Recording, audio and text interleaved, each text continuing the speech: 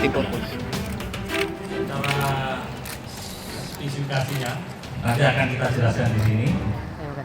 Namun yang jelas kebutuhan pada waktu itu ketika kita selesai merdeka tanggal 45, 10 tahun kemudian kita memerlukan pesawat yang bisa untuk melaksanakan serangan darat.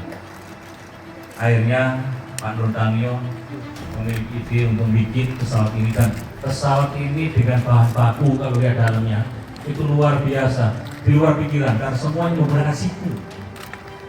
Karena apa? Kalau kita minta bahan baku ke luar negeri, saya yakin tidak akan dikasih, akan diembargo. Karena nggak mungkin Indonesia bisa bikin pesawat. Tapi dengan kegigihan Pak Nur Tanyo, jadilah pesawat, dan pesawat ini mampu untuk terbang.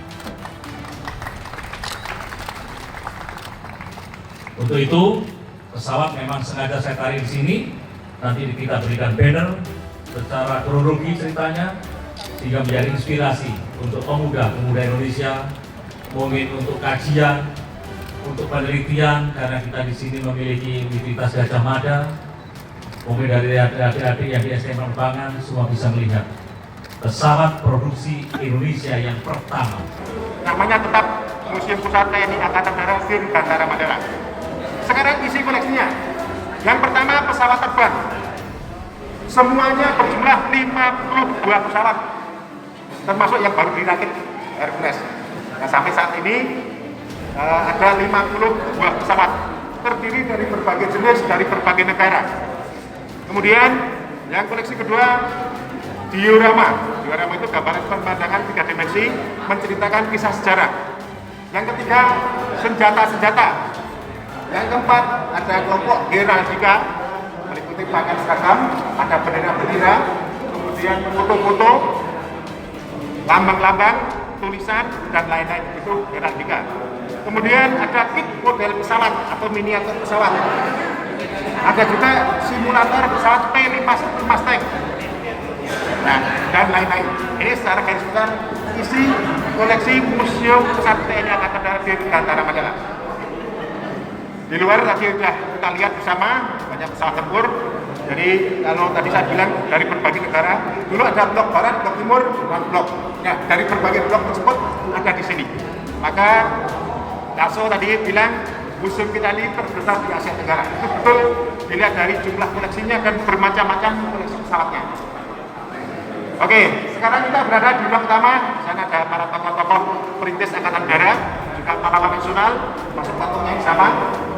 Dan foto para pimpinan tertinggi di Angkatan Darat dari tahun 46 sampai sekarang masih menjabat. Ada 4 patung pahlawan nasional dari Angkatan Darat.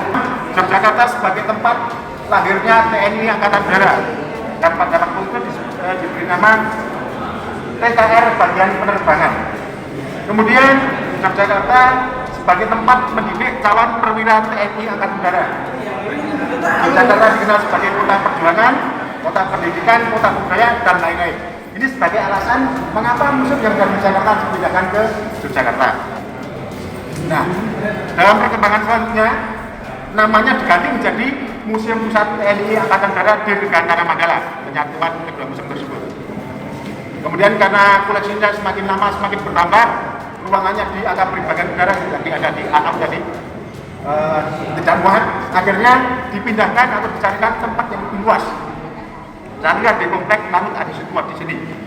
Ini dulu gedung ini bekas pabrik gula zaman pendudukan Belanda, dibangun pada tahun 1909. Kemudian waktu dikuasai Jepang kita rebut tahun 45. Nah, sekarang ada inisiatif untuk dijadikan pemindahan museum.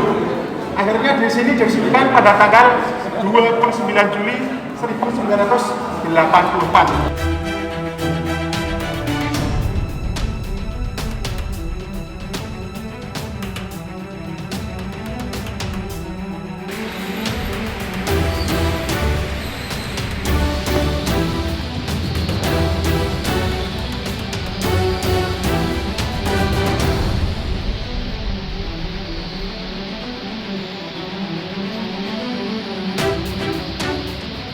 Sebagian dari 50 pesawat koleksi di Museum Dirgantara terdapat di ruang ini, dan bisa kita lihat secara langsung